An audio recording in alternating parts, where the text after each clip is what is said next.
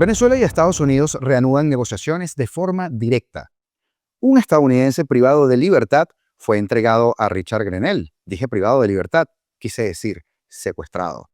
¿Y a cambio qué? 60 días más de premio para Maduro y Chevron.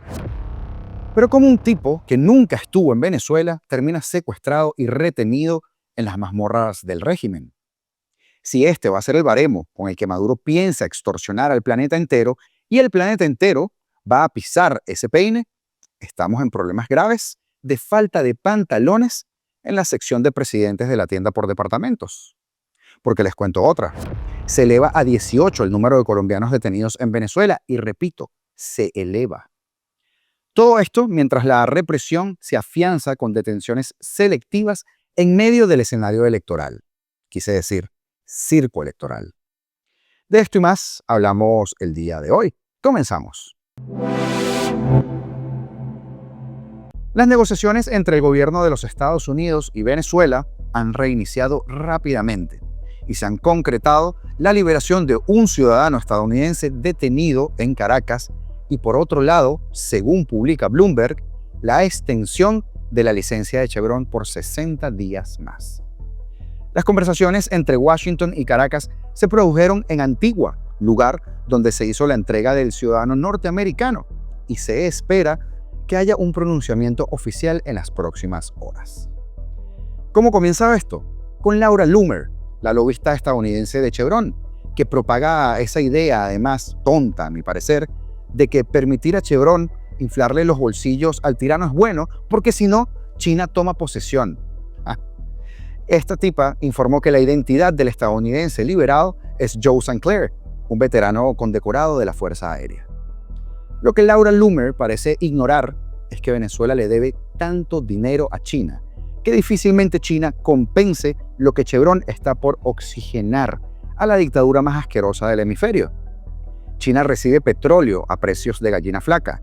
China está literalmente chupando la sangre de Venezuela, con o sin Chevron. ¿De dónde saca la información Laura Loomer? ¿En primicia? Pues bien, del otro lobista de Chevron, Richard Grenell. El enviado especial de los Estados Unidos, Richard Grenell, se dirige a Estados Unidos desde Antigua con Joe Sinclair, un veterano condecorado de la Fuerza Aérea estadounidense que se encontraba detenido en Venezuela. Permanecía detenido en Venezuela desde el 17 de noviembre del año 2024. Pero es que esto viene con más piquete, porque la agencia de noticias Bloomberg, como le comentaba, adelantó que la administración Trump concretará la extensión a la licencia de Chevron para operar en Venezuela. De confirmarse esto, es bastante evidente lo que está pasando aquí. Y perdonen mi suspicacia, ya les voy a contar por qué hago esta pregunta, pero ¿qué pasó con los liberados de la Operación Guacamaya? Están como desaparecidos del mapa. Si hablaban antes desde la embajada con todo y el asedio del régimen, ¿por qué ahora están como desaparecidos? Los veremos hablar a partir de mañana. No son preguntas inocentes, porque ya que estamos en un contexto donde hemos visto que yo tenga documentadas 18 negociaciones, 18, no 2, ni 4, ni 10, 18, y entonces otro diario en Estados Unidos habla sobre la Operación Guacamaya, pero con un twist que ya les voy a contar también. Así que, Grenell, te tengo una idea. ¿Por qué no te intercambias tú por los 8 norteamericanos que siguen secuestrados y disfrutas tú de tu suite en el helicoide? Ese centro de torturas donde Michelo, el mal influencer argentino, bailaba sobre la dignidad de los torturados. Fíjense en esto curioso. Últimas horas. El Wall Street Journal publica un artículo en donde da a entender que los rescatados de la Operación Guacamaya pudieron haber entrado en ese paquete de negociaciones. Es lo que dice el Wall Street Journal, ¿no yo? Y eso bastó y sobró para que sí, la turba de mermados del chavismo prendieran esos diminutos amplificadores maquillando una opinión en una victoria revolucionaria. ¿Y qué pasa después? Acto seguido, la nota fue editada y le quitaron ese pedazo. ¿Por qué? Por lo que sea. Y es que si la mecánica de Maduro sigue siendo suelto a uno a cambio de X favores y luego meto a 5 más, aquí alguien está jugando al tonto y no es el dictador bananero precisamente. Más bien pareces tú, Richard Grenell, O le juegas al tonto o le juegas al cómplice. Porque a este ritmo, considerando que quedan 8 rehenes, si no es que agarran a varios más por pardillos, la guachafita de Chevron se va a extender ¿cuánto? ¿Otro año y medio más? Póngale 60 días de regalía por cabeza. Tremendo negoción. Creo que las cosas se pueden hacer bastante mejor. Menuda vergüenza de negociación si fue así. ¿Dónde quedó eso de que Estados Unidos no negocia con terroristas? Se quedó como una frase heroica para adornar películas de Hollywood. Y me refiero al Partido Republicano esta vez, que se ha ufanado de llevar la frase como bandera, porque el historial de negociaciones y de concesiones de los demócratas a la dictadura de Maduro es largo. Los narcosobrinos, las licencias, el levantamiento de sanciones, Alex Saab, pero por los vientos que soplan, con estos es un cuarto de kilo de lo mismo. ¿Por qué el mundo sigue cayendo en esta trampa? Porque Maduro ha perfeccionado el arte de la extorsión. Con al menos 8 estadounidenses aún detenidos, el régimen puede seguir exigiendo concesiones, desde licencias petroleras hasta el silencio internacional sobre sus fraudes electorales, porque son varios. La administración Trump, que prometió no negociar con terroristas, parece priorizar ahora resultados inmediatos, o al menos parte de su staff eligió ese camino, como la liberación de St. Clair. Esto en lugar de una estrategia firme contra un régimen acusado de narcotráfico por ellos mismos y de crímenes de lesa humanidad por el mundo entero. Un par de cosas que son hechos. Mientras que los colombianos detenidos siguen aumentando en número, por ejemplo, y ya les voy a hablar de eso también. Este intercambio no es una victoria para nadie, es una rendición parcial. Cada concesión fortalece a Maduro, que usa entonces la represión para sofocar a una oposición que, según Human Rights Watch, enfrenta detenciones selectivas diarias y hasta con nuevos métodos, y de eso también hablamos el día de hoy. Venezuela no necesita más tratos que prolonguen la agonía. Necesita presión internacional para liberar a los presos políticos y algo más, y usted sabe a lo que me refiero. Pero no flacos favores que le pongan una manzanilla al dictador. Hasta que el mundo deje de pagar el rescate de Maduro, el dictador seguirá secuestrando esperanzas y personas. Y casos, por ejemplo, como el de Ariadna Pinto, por decir uno, muerta por la negligencia estatal, se van a multiplicar. ¿Dónde quedó el coraje para decir basta? Pero ahora hablamos de algo particular. ¿Cómo metieron preso a este individuo si no estuvo en Venezuela? ¿Un secuestrado del ELN, acaso? ¿Ese brazo ejecutor del narcoministro Diosdado Cabello? Joseph St. Clair, un veterano condecorado de la Fuerza Aérea de los Estados Unidos de apenas 33 años, fue secuestrado en Colombia y retenido injustamente en Venezuela desde noviembre de 2024. Su caso atrajo la atención internacional debido a las circunstancias de su detención y los esfuerzos diplomáticos para lograr su liberación, que finalmente se acaba de concretar este 20 de mayo. ¿Quién es Joseph St. Clair o Joe St. Clair? Pues bien, St. Clair sirvió durante 9 años en la Fuerza Aérea de los Estados Unidos, realizando 4 misiones de combate en Afganistán. Fue criptolingüista aerotransportado, con un dominio de idiomas como el pashto, dari, urdu, farsi, árabe, y recibió la Distinguished Flying Cross por sus acciones contra el Estado Islámico. También fue profesor asociado de pashto en el Defense Language Institute en California. Tras dejar el ejército en 2020, St. Clair sufría de un trastorno de estrés postraumático severo que lo llevó a buscar tratamiento en Colombia. En 2024, St. Clair se encontraba en Colombia trabajando en una escuela de idiomas y en la industria de servicios alimentarios, además de recibir atención médica para su trastorno de estrés postraumático. Pero entonces, ¿qué pasa? St. Clair fue detenido en noviembre de 2024 tras acercarse demasiado a la frontera entre Colombia y Venezuela, como si eso se tratara de un delito, mientras visitaba a un familiar de un amigo suyo. Fue secuestrado por el régimen de Nicolás Maduro y considerado un preso político. Extraoficialmente se denunció que la guerrilla colombiana fue el brazo ejecutor, fue quienes lo secuestraron en Colombia y se lo vendieron al régimen por ser gringo, en palabras de ellos. ¿Le queda alguna duda a usted que el chavismo o el madurismo tenga esas prácticas? Yo sé que no. Vaya método de financiamiento para la guerrilla y qué lindo renglón para los crímenes de la posilga humana que secuestra Venezuela. Traficantes de secuestrados.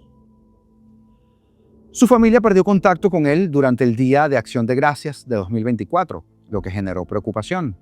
Y no fue sino hasta el 4 de febrero de 2025 que el Departamento de Estado de los Estados Unidos informó a sus padres, Scott y Patty St. Clair, que Joseph estaba detenido en Venezuela. Secuestrado. No se permitió comunicación con St. Clair y su familia expresó preocupación por su bienestar, dado su trastorno de estrés postraumático y las condiciones en una prisión extranjera. Temían, obviamente, lo peor. En un intento previo de liberación negociado por Richard Grenell, enviado especial de Estados Unidos, St. Clair se negó a salir de su celda. ¿Lo recuerdan? Fue St. Clair el personaje del que hablaron en la anterior liberación.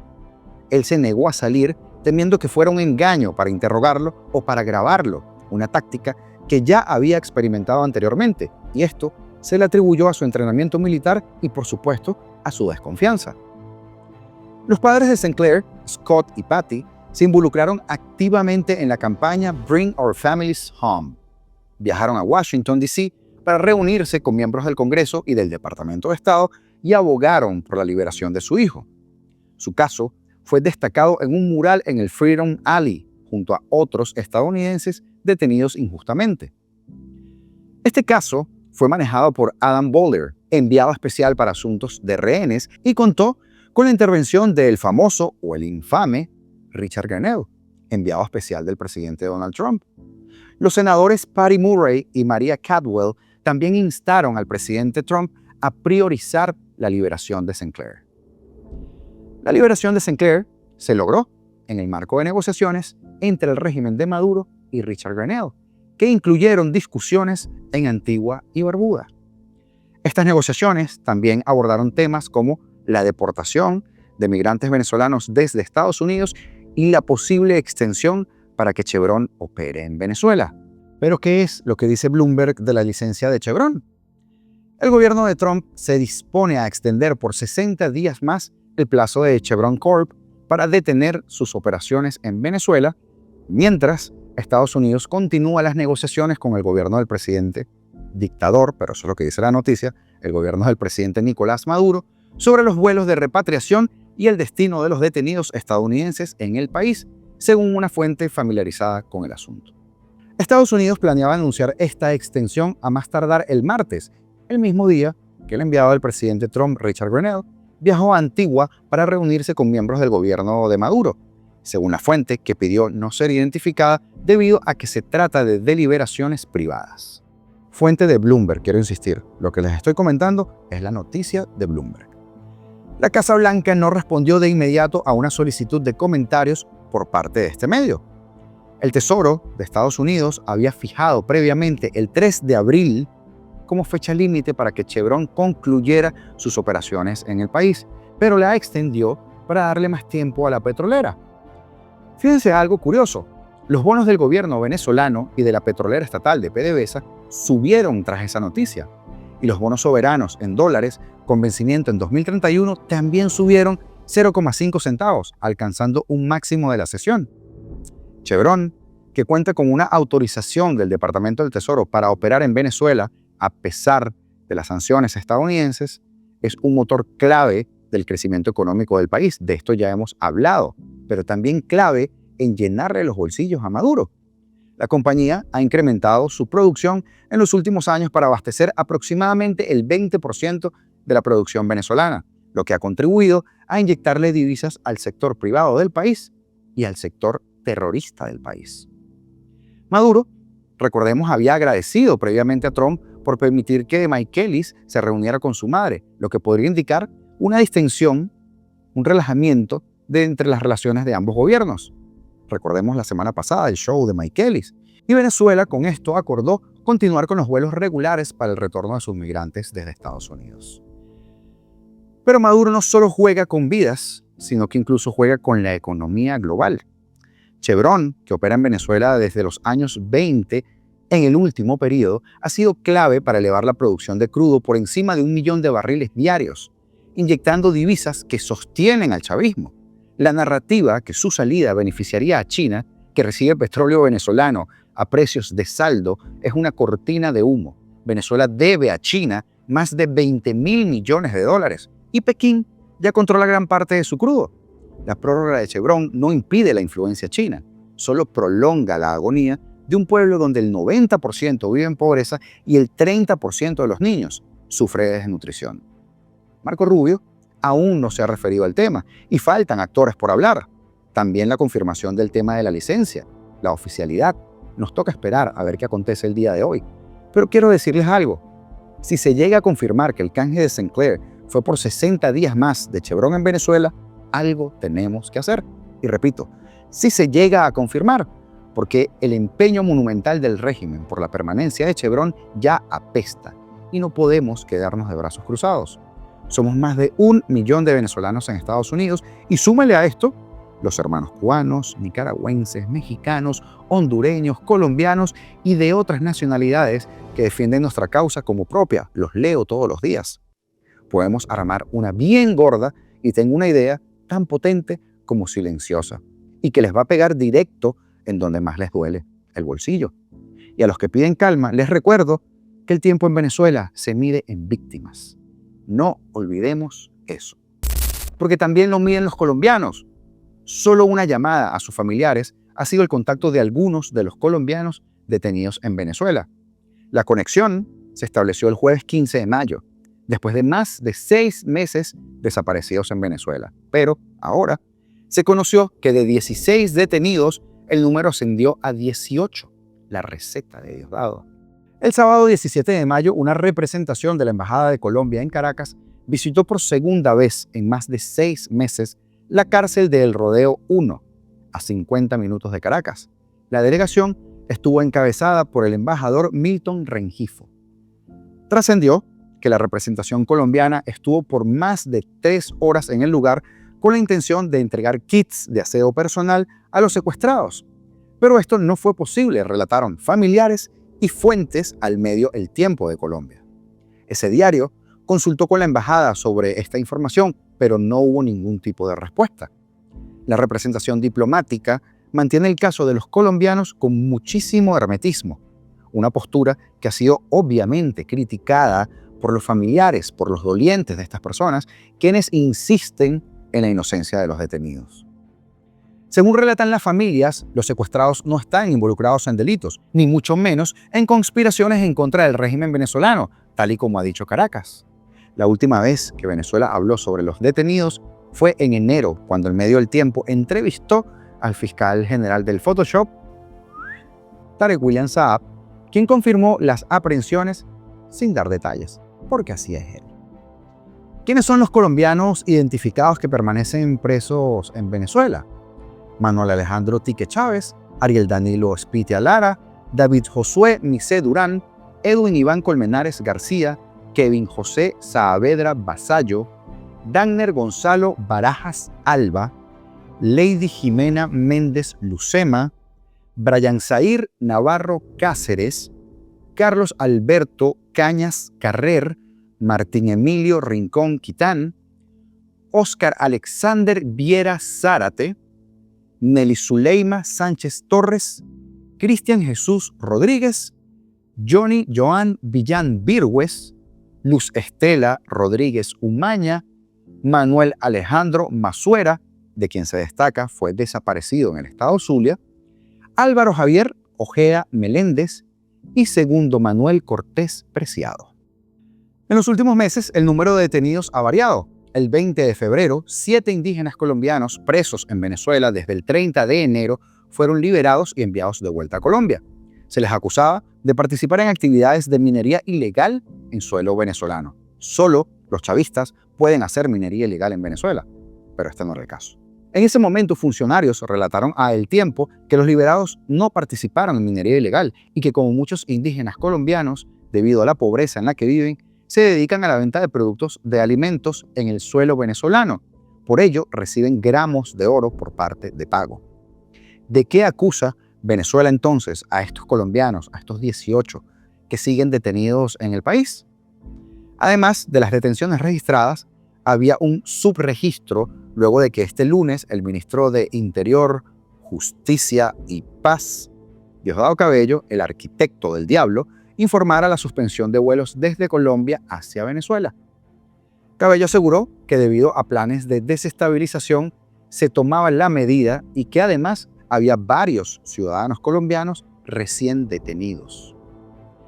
Familiares en Bogotá exigen un mayor interés gubernamental y mediático por los detenidos. Es como si no existieran para el guerrillero Gustavo Petro. La mayoría de los colombianos presos en Venezuela tienen a sus familias en Colombia. Estos han entregado más de 10 cartas a la Cancillería, exigiendo apoyo para lograr o intentar lograr la liberación. Sin embargo, sienten que Bogotá hace esfuerzos mínimos. Poco obvio. Además de los comunicados a la Cancillería, los afectados han realizado plantones buscando ser escuchados. Este miércoles realizarán una nueva protesta en la Plaza Bolívar de Bogotá para así exigir la liberación de sus seres queridos, la liberación de estos rehenes del régimen de Maduro. Y es que la represión en Venezuela, que el año pasado fue calificada como terrorismo de Estado por parte de la Comisión Interamericana de Derechos Humanos, se ha afianzado tras las presidenciales del 28 de julio. Ese clima de miedo denunciado por el alto comisionado de la ONU, Volker Turk, se mantiene vigente a pocos días de una nueva farsa electoral y con detenciones arbitrarias y selectivas contra opositores o aquellas personas percibidas como tal, hostigamientos y amenazas directas de altos funcionarios. La situación de represión en el país se mantiene con niveles preocupantes.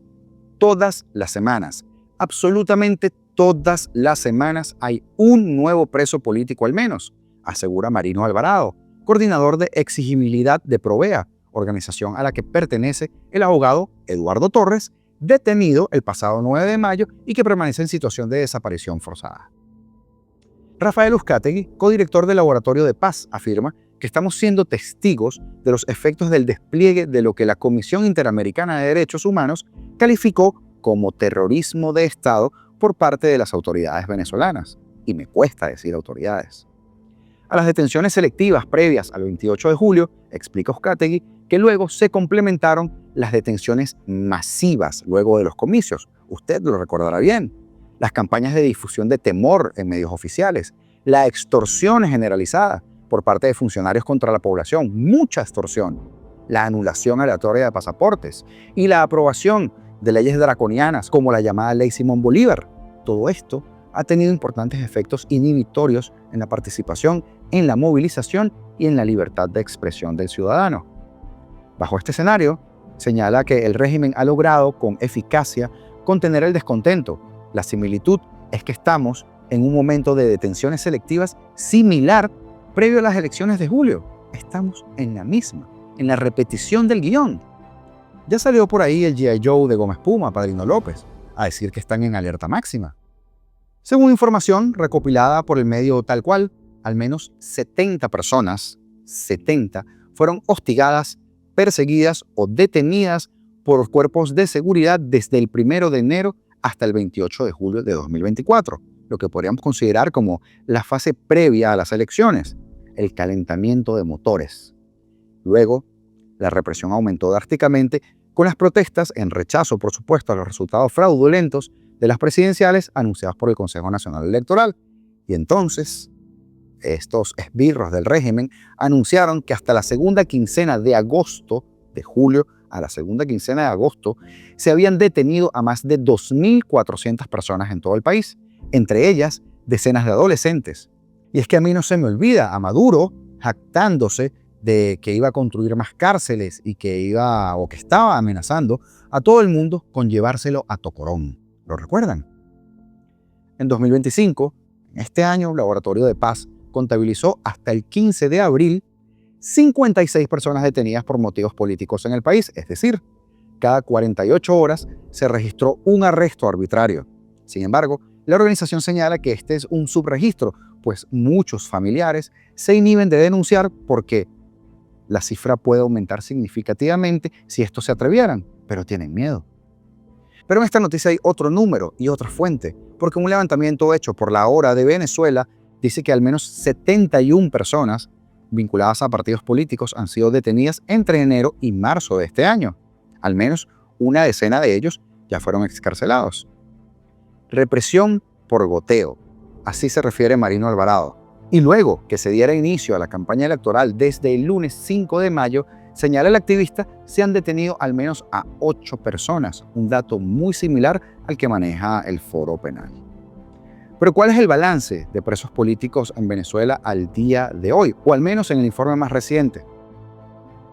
895 presos. Desde la semana pasada está así: 808 hombres, 87 mujeres, 726 civiles, 169 militares, 890 adultos, 5 adolescentes, 8 nuevos encarcelados y 7 excarcelados. O sea, salen 7, entran 8. Y a otros tantos les han allanado sus viviendas, son hostigados por cuerpos de seguridad, han tenido que pasar a resguardo o han sido señalados directamente por altos funcionarios en alocuciones públicas. Estos hechos constituyen una gravísima violación a los derechos humanos, cosa que hace el régimen todos los días, y por supuesto, al debido proceso que no existe en Venezuela. Criminalizar la disidencia y la defensa de los derechos ciudadanos solo agrava la crisis humanitaria y política que vive el país.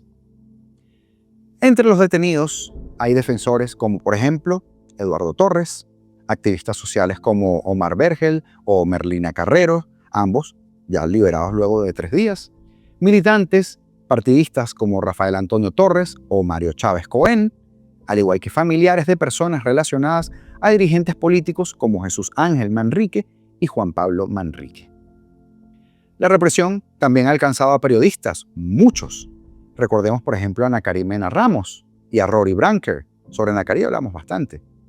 Michelle Caballero, esa presa es tuya. Y en el caso de Rory, la detención la confirmó el narcoministro Diosdado Cabello con esta frase: el tuntún está activo. Ja. Por lo que no quiero terminar el video sin recordarle a Cabello que Verdugo no pide clemencia. Y así, señores, Maduro pone precio a la libertad como si fuera un mercader de rehenes en un bazar del horror. Joseph Sinclair, un veterano estadounidense y secuestrado por el ELN y vendido al régimen, fue canjeado por 60 días más de oxígeno para Chevron, aparentemente. Mientras 18 colombianos y 895 presos políticos siguen pudriéndose en las mazmorras chavistas. Este no es un trato, es extorsión descarada. Un negocio donde Maduro suelta 1 y mete a 5 y factura millones, riéndose del mundo que les paga el rescate. Y nosotros vamos a seguir cruzados de brazos mientras que Chevron financia al tirano que ha matado a tantas víctimas y torturado a un pueblo entero. Somos más de 1 millón en Estados Unidos y una acción coordinada puede golpearlos donde les duele, el bolsillo. Que Maduro y que sus cómplices sientan el peso de la indignación. ¿Hasta cuándo la guachafita de Chevron? No más complicidad y no más silencio. La libertad de Venezuela no se negocia, se debe conquistar. Algo podemos hacer nosotros los ciudadanos. Suscribirte, comentar y darle like a los videos y compartirlos es gratis, que es una excelente manera de que nos puedas ayudar. Así que atrévete porque los botones están acá abajo. Ahora, si quieres ir un paso más allá y apoyar el periodismo independiente, te invitamos a que te hagas miembro de este canal, ser parte de nuestros rebeldes o de nuestros insurgentes. Aquí abajo también encontrarás ese botón. Sigamos creando comunidad, porque mientras más seamos en este espacio, a más lugares llegará nuestra voz. Libertad o nada, señores. Esto es